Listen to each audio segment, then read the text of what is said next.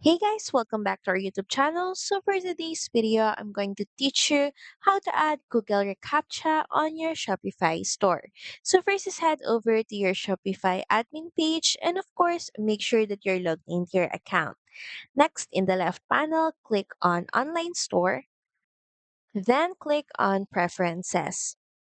And from the Preferences page, scroll down until you get to the spam protection section and make sure that you toggle both enable on contact and comment forms and enable on login, create account and password recovery pages.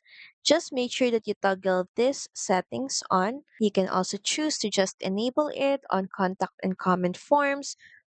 So you can toggle this off or this one off or any of the settings depending on your preference.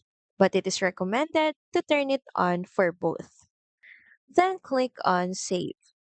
So that's pretty much it. Thank you very much for watching this video. I hope that you find this video helpful.